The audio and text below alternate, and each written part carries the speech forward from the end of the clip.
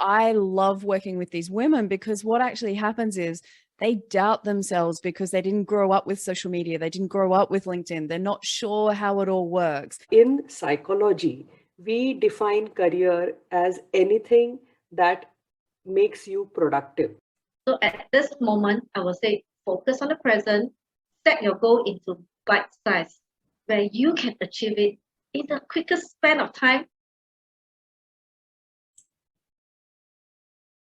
Hello everyone, happy morning, happy afternoon and happy evening. I wish you all of that as you're watching this one more episode of the Revolving Perspectives from various corners of the world. Welcome all of you on this platform and this episode of the Revolving Perspectives powered by positivity and sponsored by continued efforts to enlighten ourselves. So as you know, we have been talking to women entrepreneurs in this series, particularly on the occasion of the International Women's Day, celebrating womanhood. We're understanding from them how they are living their life, how they're looking at it, and how they are celebrating every moment of their life in anything that they are doing, anything that they're contributing to the society, and what are their perspectives to look at life and womanhood. That's the key idea behind the series. Today, I'm going to talk to a lady from Malaysia who's a soft skills trainer, a corporate trainer, and she has been enlightening lives of people across the globe and also helping companies building their teams' soft skills. So let us understand from her, how does she look at herself as a woman, and how is she looking at the soft skills part of it, especially with reference to the women. Let me welcome Miss Sherin here. Hello, Sherin. Welcome. Hi, Rinda. How are you? I am good. I am good. And thanks for having me here today. Sorry, great. Yes. So it's been pleasure to have you here with us, Sherin. And I want to understand from you how you look at the whole thing. First of all, let me first appreciate and tell you that the name of your organization, Compass Mind, is amazing. You know, we talk about compass and as a guiding thing. And when you look at mind as your guiding light, then what else do we need? So it perfectly says on what theme you're working. Now let all of us understand from you how you look at it. And my first question to you, with specific reference to women, is women and soft skills. How do you look at it? Tell us. That's a very good question. When you talk about women, wow, women have special powers. I always believe that women have very special powers. It is not easy being a woman, but it's very rewarding. Yeah. And with soft skills, many years ago, I noticed they were just at home, right? Taking care of children. But it just amazed me at the point when I was young. When I was young, I saw how my mom strived to be a working woman. She was in the kind of generation where women never went to work. So she was one of the first ones to get out there. And seeing how she flourished out there amidst a man-dominated market, wow, I had so much respect for her. So I knew as a woman, I wouldn't be staying at home. I will be a go-getter. And that's where I always think that women should always step up and step out of themselves. And they have so much of superpower, like I say, that sometimes they don't realize. Right. Absolutely. So now that you have been working with so many people and enlightening them and building them their skills and helping them sharpen their skills through your programs, what do you think? What are women great at, and what are those soft skills where they lack a little? Okay. So let me just bring your attention a little bit back. You see, the only training I actually got into, it's image and grooming, branding. Okay. And when I do branding programs, I actually do it on a CSR basis. I give it free to youth. But I look at the bigger picture of how I can touch more lives through working with so many different trainers, right, who are expert in their own areas. So if you ask me what are women actually, in terms of soft skill, what they're actually lacking, I see a bit of the self-confidence in some of the women. Because once they are confident, they can conquer the world. Anything is possible. Right. Confidence is always number one thing. Whether you speak or whether you're getting into unknown waters, you know, it's always about taking risks. But if you have the confidence, you will forge forward. So I would say confidence.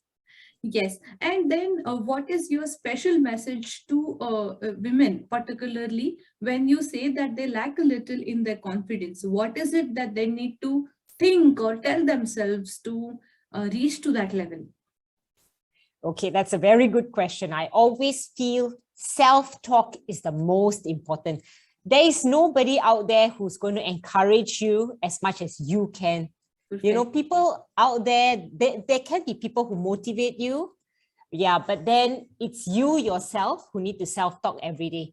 Of course, the other part is to get a mentor who can guide you, who has real interest in your growth.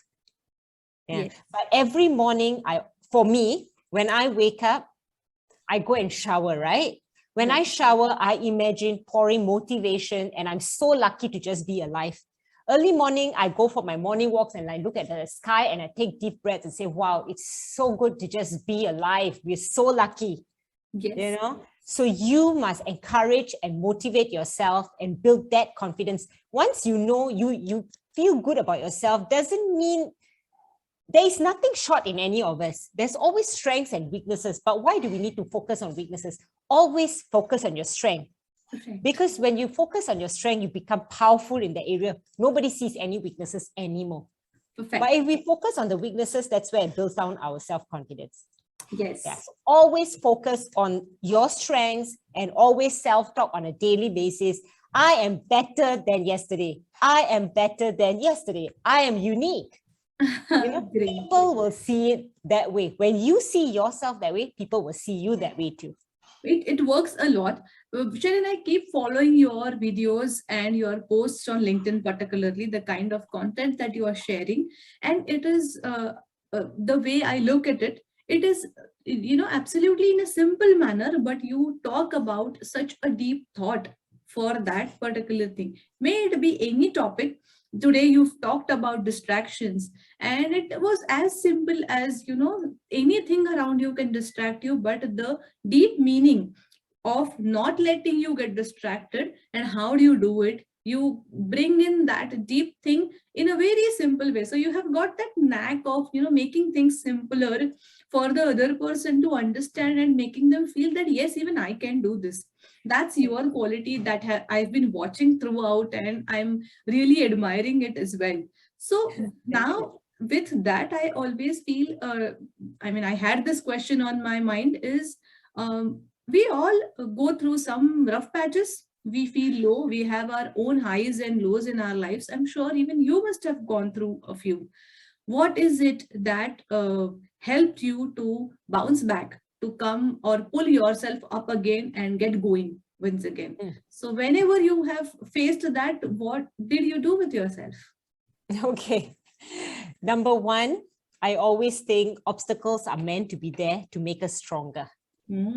But whether we want to focus so much on it or move past it, you know, we are not amazing individuals where we don't go down, but it's not how long we stay down, it's how fast we bounce back up. Perfect. So I always tell myself, yeah, I have sleepless nights at times where obstacles come in the way.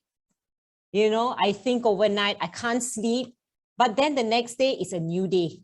Yes. It could take 2, 3, 4 days, 5 days, depends on the intensity of the obstacle, right? That's been present in front of you. But always bounce back up. And I'm very blessed to have a wonderful family that supports me all the way also. Wow. You know, they always say, it's okay, it's okay. And once we know that obstacles are meant to be there to make us stronger, then we'll move past the obstacle a lot faster. True, very true. And this is an important point. I have always come across this statement where people talk about their problems and issues. And the moment you start talking about problems, the problems become bigger. The moment you talk about solutions, the solutions become bigger. So it's all about us. What do we make bigger for us? It all That's right. comes to the same thing that you shared, and I look at it as a very important point, highlighting that the obstacle will keep coming, but if we look at the obstacle, probably we'll feel sunk into it. Instead, if we look at how we bounce back, that is the important thing which is needed for everybody in life.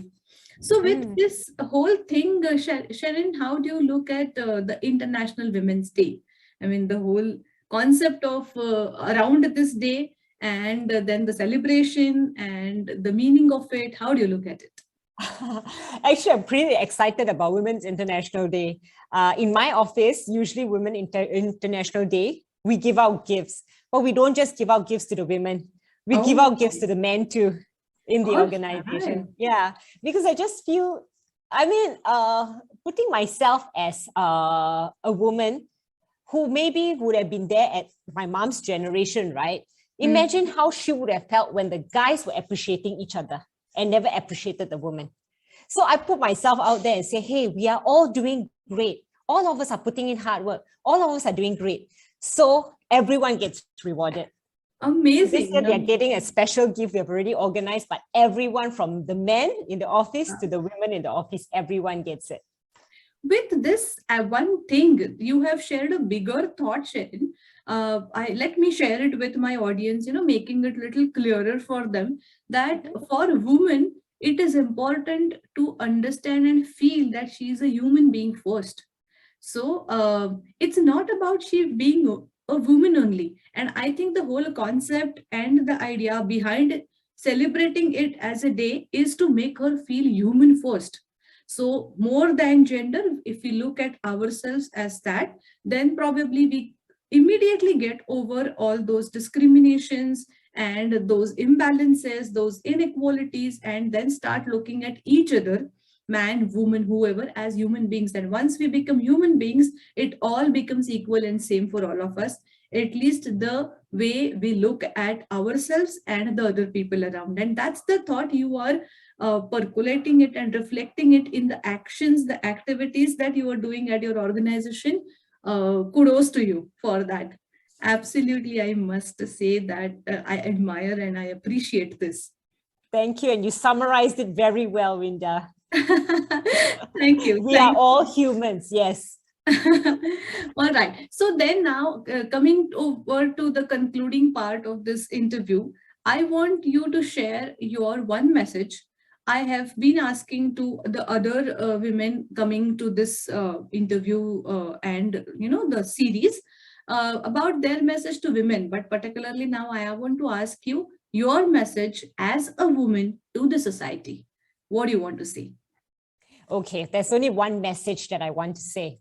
I've always been a woman entrepreneur with a family. My challenge when I was building the business with very young children is they just grew before my eyes. Very focused on work. So one message to especially the working moms out there, take a break. Make sure there is at least half an hour that you spend with your children. Work, yes, is very important. It brings money and food to your table and to your family. But then your children are equally as important. Half an hour of solid quality time with them will make a world of difference. I missed out on that time. I see them grow before my eyes. Wow. But I get the time now to spend with them. Yes. And I really appreciate it. Besides the important schedules that we have, the full schedules that we have, but it's important to put in just that 30 minutes is all you need to do for the time with your children, and not forgetting another 30 minutes for your self-love time. Because you are more important than anyone else in the world. You take care of yourself, everything else gets taken care of. Wow. With this message, it serves the purpose, purpose of inviting all those women to this platform and listening them out, and they coming up and saying it loud and clear that you are important. When you are happy, you can share that joy and happiness to others and make the world happy around you. And I'm so happy for for this whole series that I could think of, and I'm getting an opportunity to interact with women like you who are sharing so much of positivity every single minute. So it's serving the purpose of celebrating womanhood and experiencing that happiness every moment. When you experience it for yourself, the world is going to experience the same thing. Thank you so much, Sherin, for sparing this time and sharing all your experiences with us. And let's be connected. Let's remain in touch and share this positivity all along our lives. Thank you Thank so you much. for having me, Rinda. Really appreciate it. And it was so lovely talking to you. Same here, same here. Thank you. Thank you. Your image must be an inspiration for change because you can be the power for change. We often think of diversity as being a gender-led thing, whereas diversity is a simple English term that celebrates the differences between each of us.